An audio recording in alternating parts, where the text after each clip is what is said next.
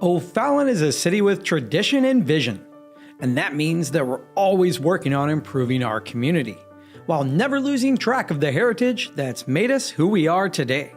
Back in 1956, we celebrated our Centennial. This 3-day celebration included a beard growing contest, a demolition derby, and other events that brought the community together and drew spectators from many neighboring towns.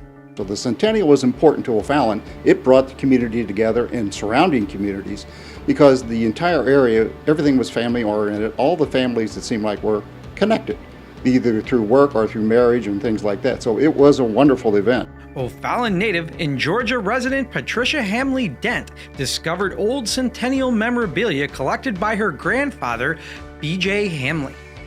B.J. was on the committee that planned the 1956 Centennial. She found lively posters, official documents, family pictures, and a variety of interesting Centennial items. I was coming back to O'Fallon for my 50th class reunion from Fort Zumwalt High School, and I thought it'd be a great time to go through these things and just see what was there. I've kept in contact with Jim Bleckley over the years, and his sister Alice and I grew up together. We were best friends, so when I came across these items, I knew that I just couldn't throw them away, and I brought it to O'Fallon and brought it to Jim and his son Steve, and they were so thrilled to see it. Jim has fond memories of the Hamleys growing up and was honored to help Pat preserve her family's cherished memories.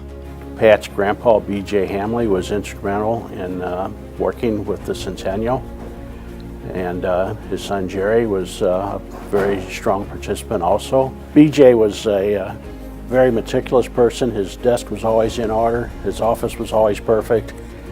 He and his wife Ann were just sweetheart people. I've learned a great deal more about the Hamley family reading the stuff that Pat has sent me. And there are a couple of bonnets in there that my little sister and Pat wore at the Centennial.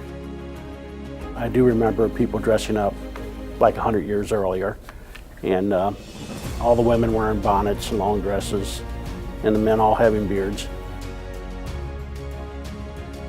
Once Jim received the items, he contacted the Historical Society to donate the Centennial memorabilia.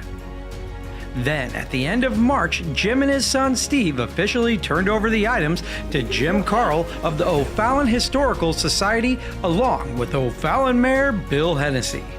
They wanted to make sure that they weren't lost to history, and I'm glad that they brought them because there's some of these pictures that we didn't have copies of.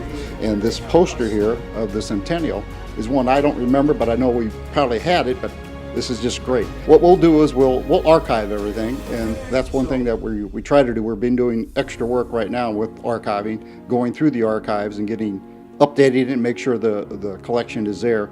And all these photographs will be digitized. That'll be our goal, so you won't lose them. Of course, anything can happen to a photograph if you don't have it digitized, and that's one thing that we will try to do, to get these all digitized to preserve them for our future generations. It's past events like the 1956 Centennial that remind us that O'Fallon was and still is a great place to live, work, and play. And thanks to Pat Hamley Dent and the Bleckley family for helping to preserve our history.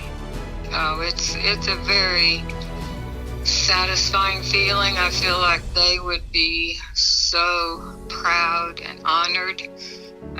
They loved O'Fallon. They moved there in 1943. So I just think this is how it was supposed to be, and I'm glad that I could do that to kind of honor my grandparents.